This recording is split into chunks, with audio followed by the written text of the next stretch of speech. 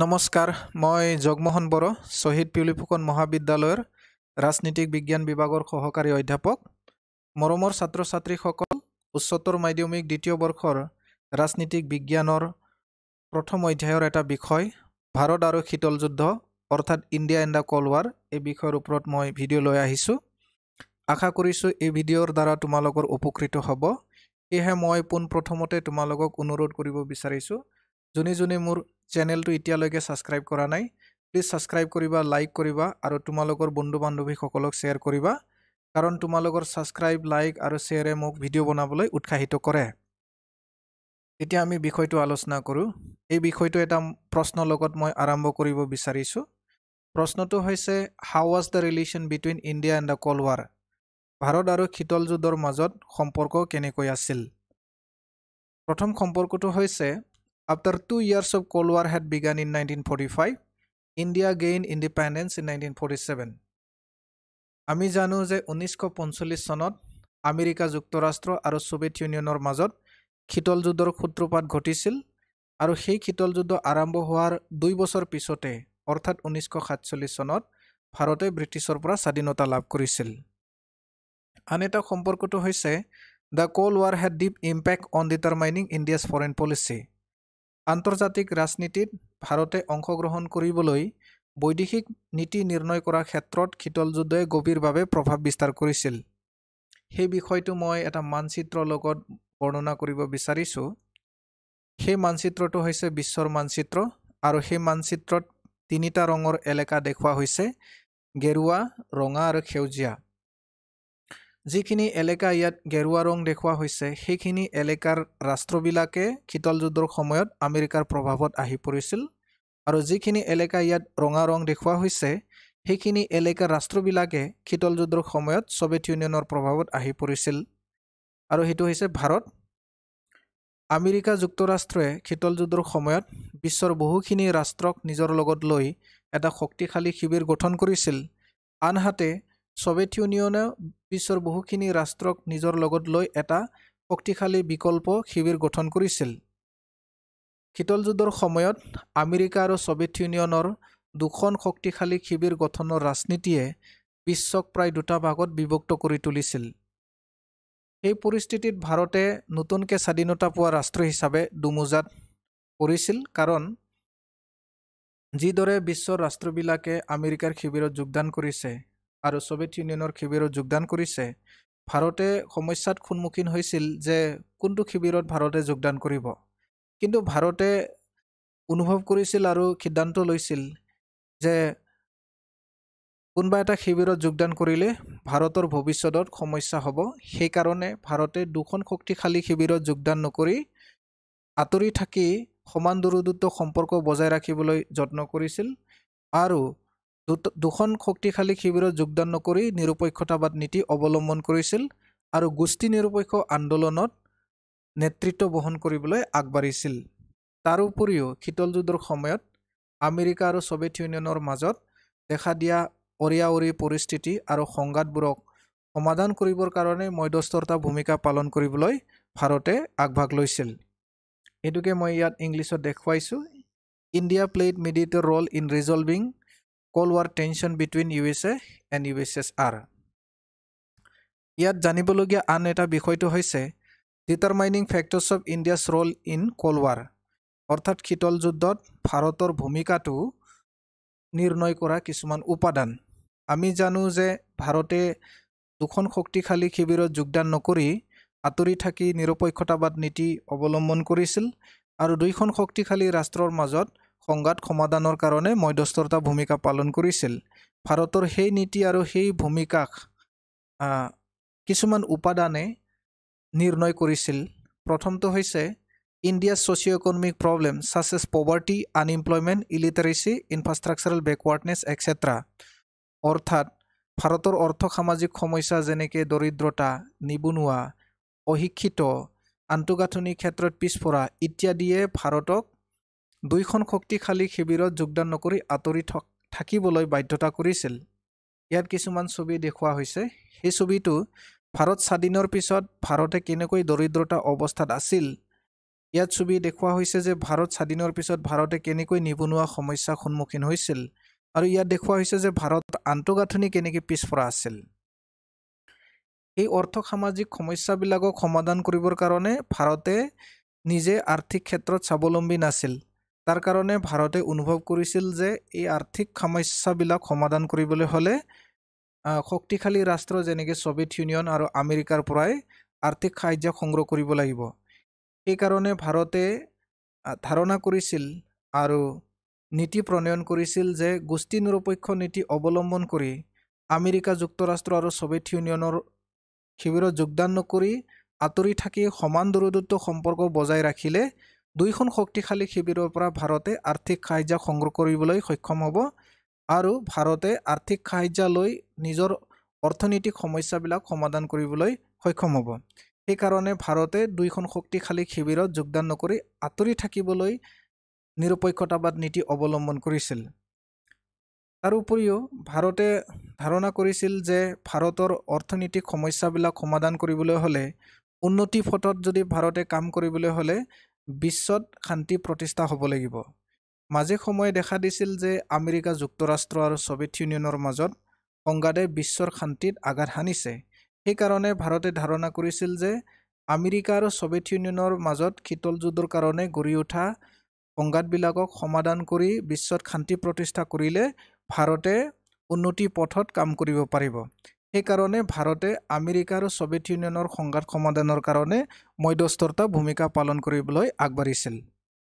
আন এটা উপাদানটো হৈছে আপহোল্ডিং ইণ্ডিপেণ্ডেন্স এণ্ড ছভাৰেইনিটি অফ ইণ্ডিয়া, অৰ্থাৎ ভাৰতৰ স্বাধীনতা আৰু সাৰ্বভৌমত্বক অক্ষুণ্ণ ৰখাটো অন্য এটা উপাদান আছিল, যি উপাদানৰ কাৰণে ভাৰতে ছভিয়েট ইউনিয়ন বা আমেৰিকা যুক্তৰাষ্ট্ৰত যোগদান নকৰি আঁতৰি আছিল।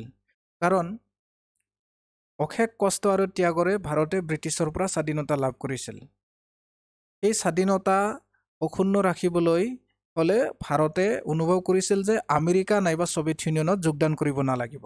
যদি যোগদান কৰে ভাৰতে অশেষ কষ্টৰে লাভ কৰা স্বাধীনতাটো পুনৰ হেৰাই ল'ব লাগিব। তাৰ কাৰণে ভাৰতে গোষ্ঠী নিৰপেক্ষতা নীতি অৱলম্বন কৰি দুটা গোষ্ঠীত যোগদান নকৰি আঁতৰি থাকিবলৈ যত্ন কৰিছিল। ইয়াত আন এটা দিশটো হৈছে India's assistance and role in the cold war, মানে শীতল যুদ্ধত ভাৰতৰ সঁহাৰি কেনেধৰণে আছিল।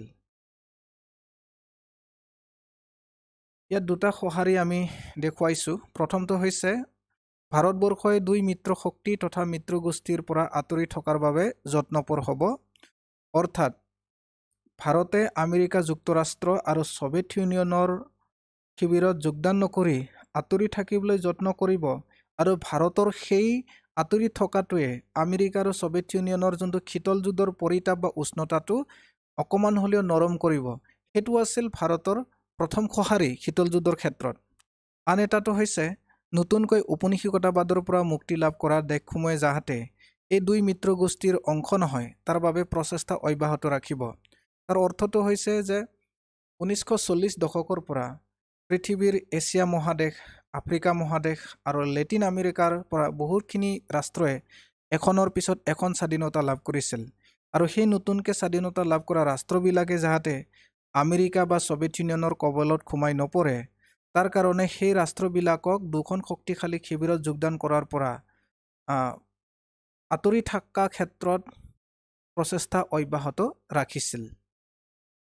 আন এটা দিশটো হৈছে India being a non align country did not run away from international politics but participated in international politics. ভাৰতে গোষ্ঠী নিৰপেক্ষতাবাদ নীতি অৱলম্বন কৰিছিল, কিন্তু গোষ্ঠী নিৰপেক্ষতাবাদ নীতি অৱলম্বন কৰিছে বুলি ভাৰতে আন্তৰ্জাতিক ৰাজনীতিত অংশগ্ৰহণ নকৰাকৈ পলাই থাকিবলৈ চেষ্টা কৰা নাছিল। তাৰ পৰিৱৰ্তে আন্তৰ্জাতিক ৰাজনীতিত অংশগ্ৰহণ কৰিবলৈহে বিচাৰিছিল। কাৰণ আমি উদাহৰণ দিব পাৰোঁ যে 1914 চনলৈকে আমেৰিকাই বিশ্ব ৰাজনীতিত অংশগ্ৰহণ কৰা নাছিল, নিৰপেক্ষতাবাদ নীতি অৱলম্বন কৰিছিল, কোনো ৰাষ্ট্ৰৰ লগত সম্পৰ্ক গঢ়ি তোলা নাছিল। কিন্তু ভাৰতৰ গোষ্ঠী নিৰপেক্ষ নীতিৰ অৰ্থটো সেইটো নাছিল যে বিশ্বৰ ৰাজনীতিত অংশগ্ৰহণ নকৰাকৈ পলাই থাকিব। ভাৰতে বিশ্ব ৰাজনীতিত অংশগ্ৰহণ কৰি আমেৰিকা যুক্তৰাষ্ট্ৰ আৰু ছভিয়েট ইউনিয়নৰ মাজত দেখা দিয়া শীতল যুদ্ধৰ কাৰণে সংঘাতটো সমাধান কৰিবৰ কাৰণে মধ্যস্থতা ভূমিকা পালন কৰিব। এটিকে মই ইয়াত এটা পইণ্ট আগবঢ়াইছোঁ India sought to play the role of mediator to soften Cold War tension between the USA and USSR তাৰ অৰ্থটো হৈছে ভাৰতে শীতল যুদ্ধত মধ্যস্থতা ভূমিকা পালন কৰি আমেৰিকা যুক্তৰাষ্ট্ৰ আৰু সোভিয়েত ইউনিয়নৰ মাজত শীতল যুদ্ধৰ কাৰণে গঢ়ি উঠা সংঘাতটো নৰম কৰিবৰ কাৰণে চেষ্টা চলাব আন এটা ভূমিকাটো হৈছে remove misunderstanding between the USA and USSR to stop the break out of full scale war America যুক্তৰাষ্ট্ৰ আৰু সোভিয়েত ইউনিয়নৰ মাজত ভুল বুজাবুজিৰ কাৰণে যি শীতল যুদ্ধ গঢ়ি উঠিছে সেই ভুল বুজাবুজিটো আঁতৰাবৰ কাৰণে ভাৰতে চেষ্টা চলাইছিল যাহাতে ভুল বুজাবুজিৰ কাৰণে আমেৰিকা আৰু সোভিয়েত ইউনিয়নৰ মাজত এটা পূৰ্ণাংগ যুদ্ধ সংঘটিত নহয় 3 নম্বৰটো হৈছে try two mediate south and north Korean war in 1950 1950 চনত দক্ষিণ কোৰিয়াই আমেৰিকাৰ সহযোগত আৰু উত্তৰ কোৰিয়াই সোভিয়েত ইউনিয়নৰ সহযোগত এটা বৃহৎ পূৰ্ণাংগ যুদ্ধত লিপ্ত হৈছিল আৰু সেই যুদ্ধটো ভাৰতে বন্ধ কৰিবৰ কাৰণে মধ্যস্থতা ভূমিকা পালন কৰিছিল encourage non-aligned countries so that objectives of NAM could be accomplished গোষ্ঠী নিৰপেক্ষ আন্দোলনৰ বহুত উদ্দেশ্য আছিল সেই উদ্দেশ্যটো বাস্তৱত যাহাতে পূৰণ কৰিব পাৰে তাৰ কাৰণে ভাৰতে গোষ্ঠী নিৰপেক্ষ আন্দোলন চলাই যোৱা অন্যান্য ৰাষ্ট্ৰবিলাকক উৎসাহিত কৰিছিল যাহাতে আমেৰিকা যুক্তৰাষ্ট্ৰ আৰু সোভিয়েত ইউনিয়নৰ শিবিৰত সোমাই নপৰে আৰু সেই দুইখন শক্তিশালী ৰাষ্ট্ৰৰ মাজত গঢ়ি উঠা সংঘাতটো সমাধান কৰি শান্তি প্ৰতিষ্ঠা কৰিব পাৰে আন এটা ভূমিকাটো হৈছে try to make functional the regional and international institution without taking stand neither of the USA and USSR যাতে আঞ্চলিক আৰু আন্তৰ্জাতিক সংগঠনবোৰ যেনেকৈ আমেৰিকা হওক বা অন্যান্য আঞ্চলিক সংগঠন হওক এই সংগঠনবিলাকে আমেৰিকা আৰু সোভিয়েত ইউনিয়নৰ পক্ষত কোনো স্থিতি নলোৱাকৈ যাহাতে কাম কাজ সুচাৰুৰূপে চলাই যায় তাৰ কাৰণে ভাৰতে প্ৰচেষ্টা অব্যাহত ৰাখিছিল এইখিনি আছিল শীতল যুদ্ধৰ সময়ত ভাৰতে পালন কৰা বিশেষ ভূমিকা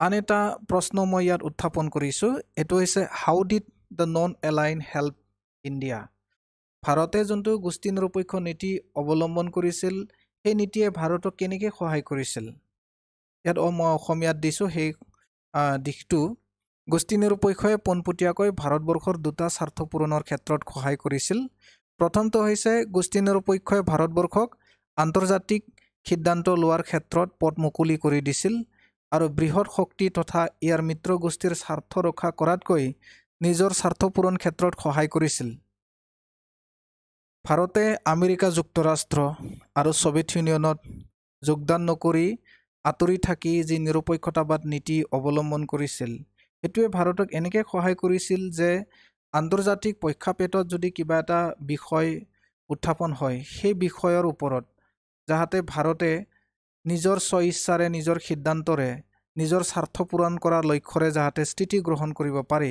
এই ক্ষেত্ৰত গোষ্ঠী নিৰপেক্ষতাবাদ নীতিয়ে ভাৰতক সহায় কৰিছিল যে ভাৰতে আমেৰিকা বা সোভিয়েত ইউনিয়নৰ পক্ষত কোনো স্থিতি গ্ৰহণ নকৰাকৈ ভাৰতে নিজৰ সিদ্ধান্ত আৰু নিজৰ স্বাৰ্থ পূৰণ কৰাৰ ক্ষেত্ৰত যাতে স্থিতি গ্ৰহণ কৰিব পাৰি সেই ক্ষেত্ৰত ভাৰতক নিৰপেক্ষতাবাদ নীতিয়ে বহুখিনি সহায় কৰিছিল 2 নম্বৰটো হৈছে ভাৰতবৰ্ষই দুই বৃহৎ শক্তিৰ ভাৰসাম্য ৰক্ষাৰ ক্ষেত্ৰত নিৰ্ণায়ক ভূমিকা পালন কৰিছিল বৃহৎ শক্তি দুটাৰ যদি কোনো এটাই ভাৰতবৰ্ষক উপেক্ষা বা আওকাণ নাইবা অযথা হাৰাশাস্তি কৰিবলৈ চেষ্টা কৰে তেন্তে আনটো পক্ষত ক্ষমতা বৃদ্ধি পায় ইয়াৰ অৰ্থ হৈছে ভাৰতে যেহেতু আমেৰিকা যুক্তৰাষ্ট্ৰ আৰু সোভিয়েত ইউনিয়নত যোগদান কৰা নাছিল ভাৰতে যোগদান নকৰাটোৱে আমেৰিকা আৰু সোভিয়েত ইউনিয়নৰ মাজত ক্ষমতাটো ভাৰসাম্য কৰি তোলাত সহায় কৰিছিল তাৰ মূলতে হ'ল যে ভাৰতে যদি আমেৰিকাৰ শিবিৰত যোগদান কৰিলেহেঁতেন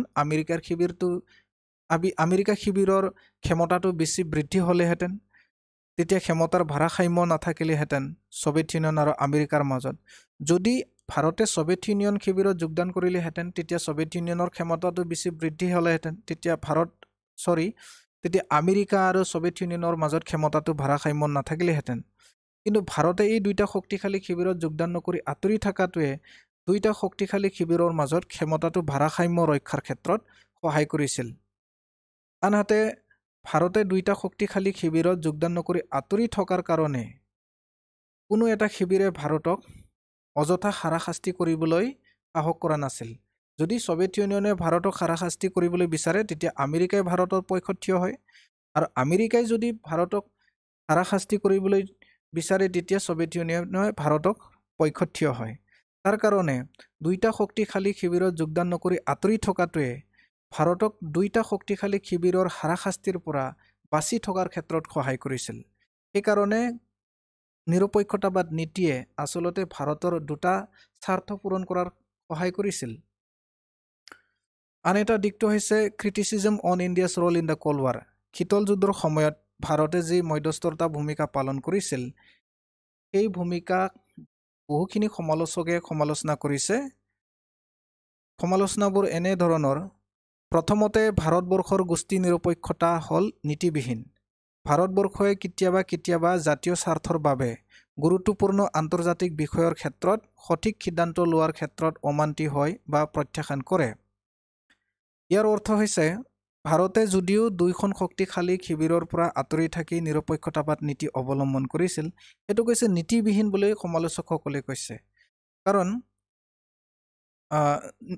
গোষ্ঠী নিৰপেক্ষ ৰাষ্ট্ৰ হিচাপে আন্তৰ্জাতিক প্ৰেক্ষাপটত দেখা দিয়া বিষয়ৰ ওপৰত ভাৰতে নিৰপেক্ষ হৈ সিদ্ধান্ত ল'ব লাগে। কিন্তু ভাৰতে কিবা এটা সিদ্ধান্ত ল'লে কেতিয়াবা যদি আমেৰিকাৰ স্বাৰ্থ ব্যাঘাত হয় তেতিয়াহ'লে ভাৰতে সেই সিদ্ধান্তটো সোনকালে নলয়, আৰু যদি কিবা এটা সিদ্ধান্ত লোৱাত ছভিয়েট ইউনিয়নৰ স্বাৰ্থ যদি ব্যাঘাত হয় তেতিয়াও ভাৰতে অতি সোনকালে সেই বিষয়ৰ ওপৰত সিদ্ধান্তটো নলয়। আৰু সিদ্ধান্ত লোৱাৰ ক্ষেত্ৰত ভাৰতে কেতিয়াবা পলম কৰে আৰু সিদ্ধান্ত নোলোৱাকৈ প্ৰত্যাখ্যানো কৰে। তাৰ কাৰণে নিৰপেক্ষতাবাদ ৰাষ্ট্ৰ হিচাপে নিৰপেক্ষ হিচাপে যি স্থিতি ল'ব লাগিছিল এই স্থিতিবিলাক নোলোৱাকৈ কেতিয়াবা ভাৰতে নীৰৱ হৈ থাকে। সেইকাৰণে ভাৰতৰ গোষ্ঠী নিৰপেক্ষতাবাদ নীতিয়ে আচলতে নীতিবিহীন বুলি সমালোচকসকলে সমালোচনা কৰিছে। দ্বিতীয়তে, ভাৰতবৰ্ষই আন ৰাষ্ট্ৰক মিত্ৰগোষ্ঠীত যোগদান কৰাৰ ক্ষেত্ৰত সমালোচনা কৰে। কিন্তু 1971 চনত ভাৰতবৰ্ষই নিজে ছভিয়েট ৰাছিয়াৰ সৈতে বন্ধুত্বৰ চুক্তি স্বাক্ষৰ কৰিছিল। ভাৰতে এনেকে ভূমিকা পালন কৰিছিল যে গোষ্ঠী নিৰপেক্ষ আন্দোলন চলাই যোৱা এখন নেতৃত্ব দিয়া ৰাষ্ট্ৰ হিচাপে যে কোনো ৰাষ্ট্ৰই আমেৰিকা বা ছভিয়েট ইউনিয়নৰ শিবিৰত যোগদান নকৰে বা সম্পৰ্ক কম বেছি বজাই নাৰাখে। কিন্তু 1971 চনত এনেকে এটা পৰিস্থিতি আহি পৰিল যেতিয়া ভাৰত আৰু পাকিস্তানৰ মাজত যুদ্ধ সংঘটিত হৈছিল। সেই যুদ্ধত আমেৰিকা আৰু চাইনাই পাকিস্তানৰ পক্ষত থিয় হৈছিল, আৰু আমেৰিকা আৰু চাইনাৰ ভাৰত পাকিস্তান যুদ্ধত হস্তক্ষেপক প্ৰতিৰোধ কৰিবৰ কাৰণে ভাৰতে ছভিয়েট ৰাছিয়াৰ লগত 1971 চনত বন্ধুত্ব চুক্তিৰ স্বাক্ষৰ কৰিছিল। আৰু ছভিয়েট ইউনিয়নৰ লগত বন্ধুত্ব চুক্তি স্বাক্ষৰ কৰাই ভাৰতৰ সেই গোষ্ঠী নিৰপেক্ষ নীতিটো আচলতে নীতিবিহীন কৰিছে। সেইখিনি সমালোচনা আছিল ভাৰতে গ্ৰহণ কৰা গোষ্ঠী নিৰপেক্ষতাবাদ নীতিৰ ওপৰত কিছুমান সমালোচনা। ইয়াত আন এটা দিশ আছে importance of India's non alignment. ভাৰতে গোষ্ঠী নিৰপেক্ষ আন্দোলনটো যিদৰে নেতৃত্ব দিছিল তাৰ গুৰুত্ব আছে, যদিও ভাৰতৰ নিৰপেক্ষতাবাদ নীতিটো সমালোচনাৰ সন্মুখীন হৈছে। প্ৰথমটো হৈছে এই স্বাধীনতা অৰ্জন কৰা ঔপনিৱেশিক ৰাষ্ট্ৰসমূহ ঐতিহাসিক স্বীকৃতি প্ৰদান কৰে, আৰু যদি এই ৰাষ্ট্ৰসমূহ একগোট হৈ থাকে তেন্তে এই হ'ব এটা শক্তিশালী শক্তি বা বল। ইয়াৰ অৰ্থ হ'ল যে এই ৰাষ্ট্ৰসমূহে কোনো বৃহৎ শক্তি মুখামুখি হ'ব নালাগিব আৰু নিজৰ বৈদেশিক নীতি নিজে প্ৰস্তুত কৰিব পাৰিব। ইয়াৰ অৰ্থ হৈছে যে ভাৰতে নেতৃত্ব প্ৰদান কৰি যে গোষ্ঠী নিৰপেক্ষ আন্দোলনটো চলাই গৈছিল সেই আন্দোলনে আচলতে বিশ্বৰ ঔপনিৱেশিকতাবাদ শাসনৰ পৰা স্বাধীনতা লাভ কৰা ৰাষ্ট্ৰবিলাকক স্বীকৃতি প্ৰদান কৰাত সহায় কৰিছিল। আৰু নতুনকৈ স্বাধীনতা পোৱা ৰাষ্ট্ৰবিলাকে যিহেতু আৰ্থিক ক্ষেত্ৰত পিছপৰা, সেয়েহে আমেৰিকা বা ছভিয়েট ইউনিয়নত কবলত সোমাই নপৰে আৰু যোগদান নকৰাকৈ আঁতৰি থকাত, একগোট হৈ আঁতৰি থকাত গোষ্ঠী নিৰপেক্ষ নীতিয়ে সহায় কৰিছিল। সেইকাৰণে গোষ্ঠী নিৰপেক্ষ নীতিয়ে গুৰুত্বতা আছিল।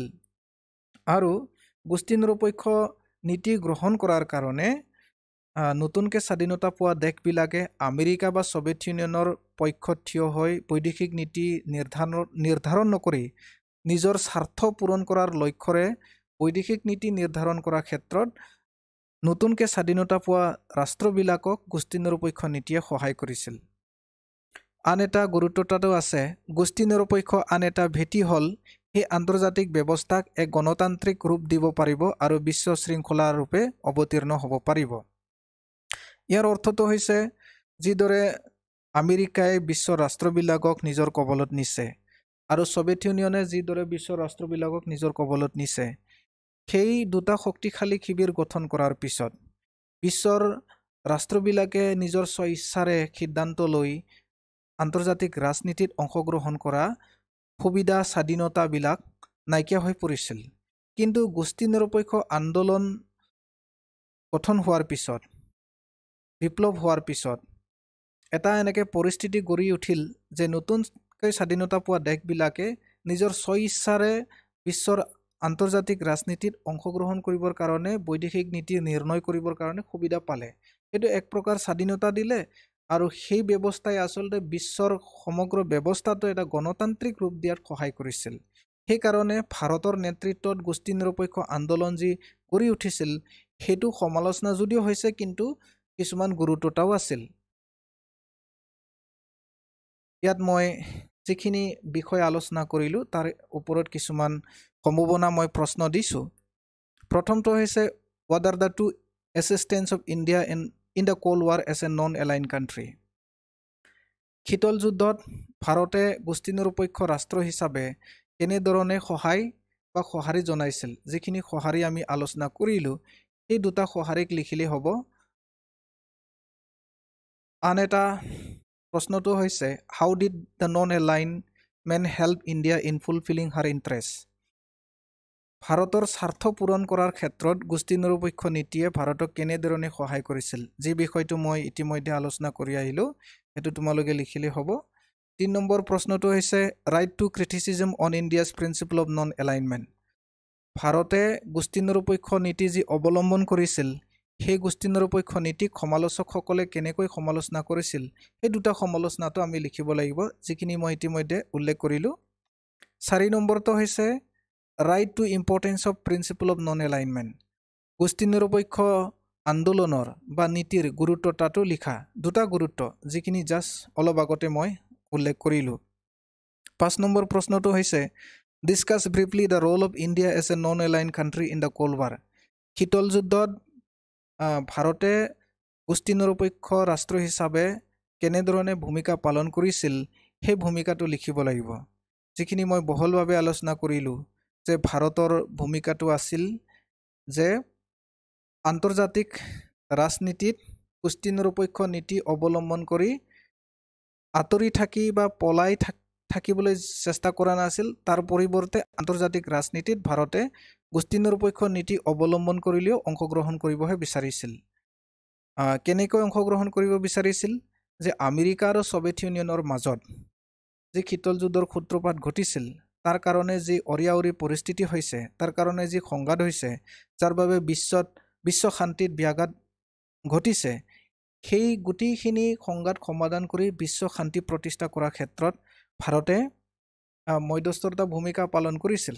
তাৰ উপৰিও যিখিনি নতুন নতুন ৰাষ্ট্ৰবিলাকে ঔপনিৱেশিকতাবাদ শাসনৰ পৰা স্বাধীনতা লাভ কৰিছিল, সেই নতুনকৈ স্বাধীনতা পোৱা ৰাষ্ট্ৰবিলাকে যাহাতে আমেৰিকা আৰু ছভিয়েট ইউনিয়নৰ শিবিৰত যোগদান কৰিব নালাগে বা যোগদান নকৰে, তাৰ কাৰণে প্ৰচেষ্টা অব্যাহত ৰাখিছিল যে এই ৰাষ্ট্ৰবিলাকত অৰ্থাৎ আমেৰিকা বা ছভিয়েট ইউনিয়নত যোগদান কৰিলে সেই নতুনকৈ স্বাধীনতা পোৱা ৰাষ্ট্ৰবিলাকে পুনৰ স্বাধীনতাটো হেৰাই ল'ব লাগিব।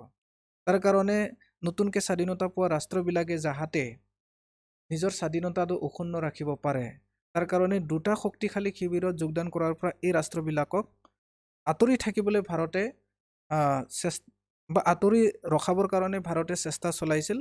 আৰু গোষ্ঠী নিৰপেক্ষ নীতি অৱলম্বন কৰি ভাৰতে যি গোষ্ঠী নিৰপেক্ষ আন্দোলন চলাই গৈছিল, সেইটোৱে নতুনকৈ স্বাধীনতা পোৱা দেশবিলাকক বিশ্বত স্বীকৃতি প্ৰদান কৰাৰ ক্ষেত্ৰত সহায় কৰিছিল।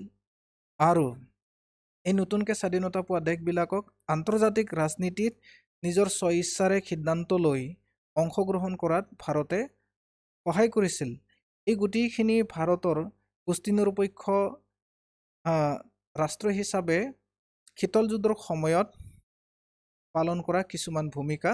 সো এই গোটেই কথাখিনিক তোমালোকে লিখিব লাগিব। সেইখিনি আছিল এই বিষয়ৰ ওপৰত কিছু জানিবলগীয়া কথা।